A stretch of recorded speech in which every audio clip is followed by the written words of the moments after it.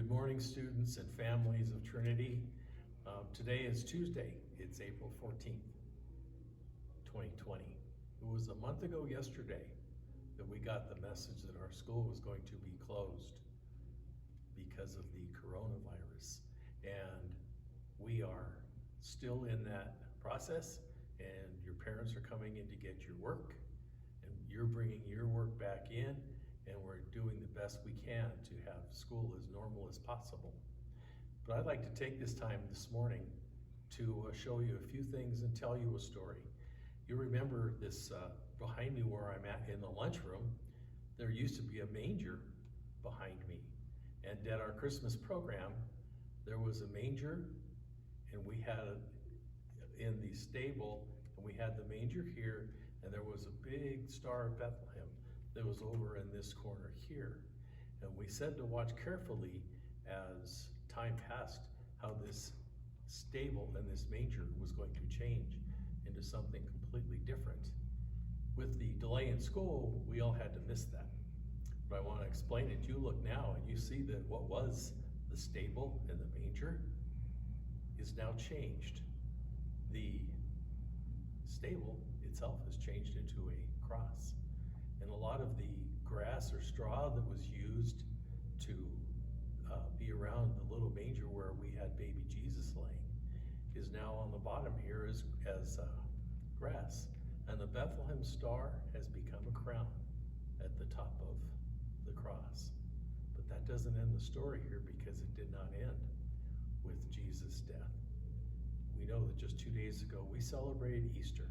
And every time I see an Easter basket, or we celebrate Easter, I look and I think of little eggs in your Easter baskets. And it reminds me of a very favorite story of mine. And it was called, What Was in Jeremy's Egg? A little bit about Jeremy. He was a disabled child. He was born with a twisted body, chronic illness. When he walked, he dragged one leg behind. His parents still sought and wanted him to be in a Christian school. His disability was so hard on him that at age 12, he was still only in second grade.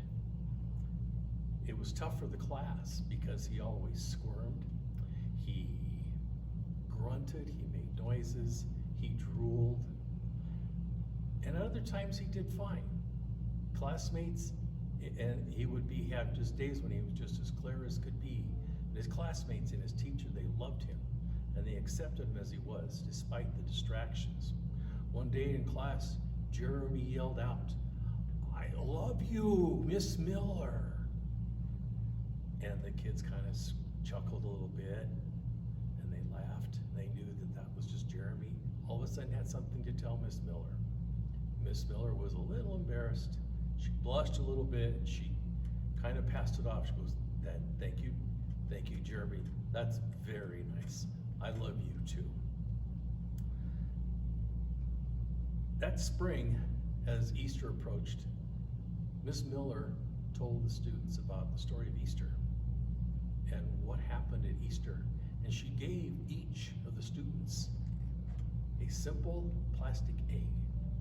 And she told them all to take it home and to bring it back with an item in it that reminded them about Easter.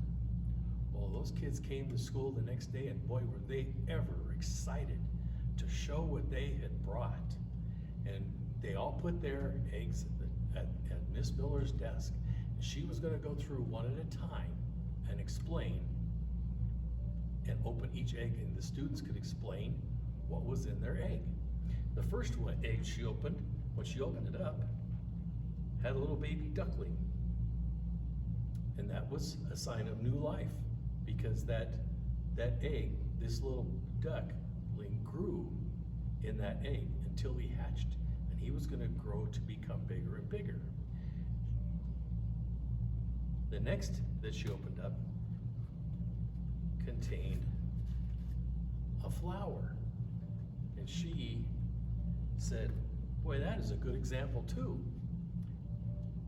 As you know, the flower comes, it's a bulb, and then it opens up for its beauty for everybody to behold. And personally, I can tell you, I love the Easter lily because it looks like a trumpet, and it trumpets that Jesus Christ is risen from the dead. The next one she opened up had a picture of a butterfly.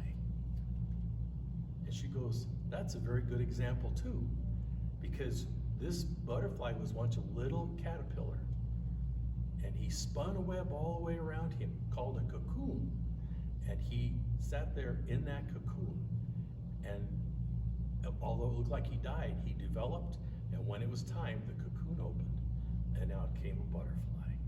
Good example, students, and the kids were just so excited for Miss Miller to open their egg.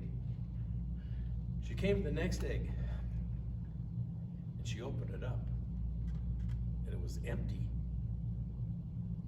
And she thought, this must be Jeremy's.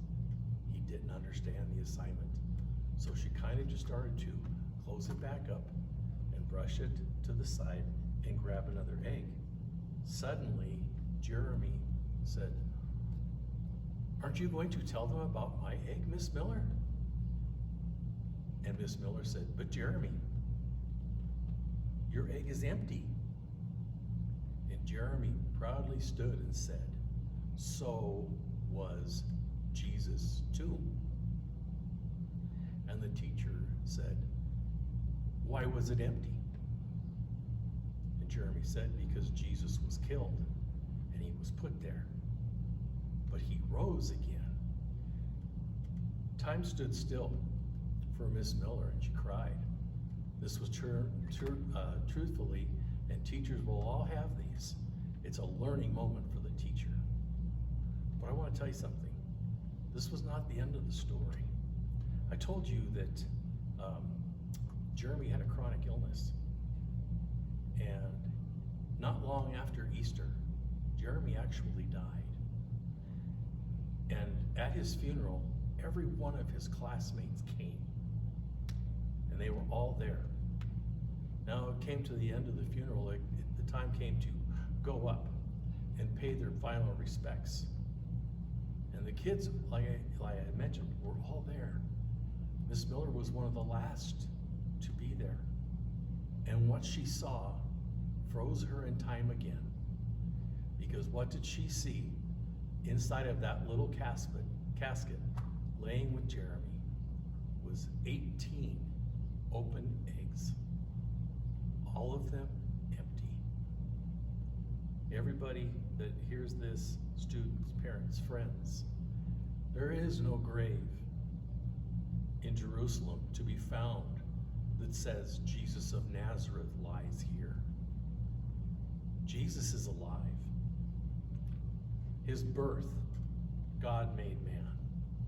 His life among us, his death on the cross, his resurrection again 3 days later, and his ascension into heaven, all tell us about an amazing story. Jesus told his disciples, I go to prepare a place for you. He is coming again for you. And you know something? Jeremy is already there. I want to tell you goodbye. I hope that you are all safe and blessed. And simply to say goodbye, I just want, or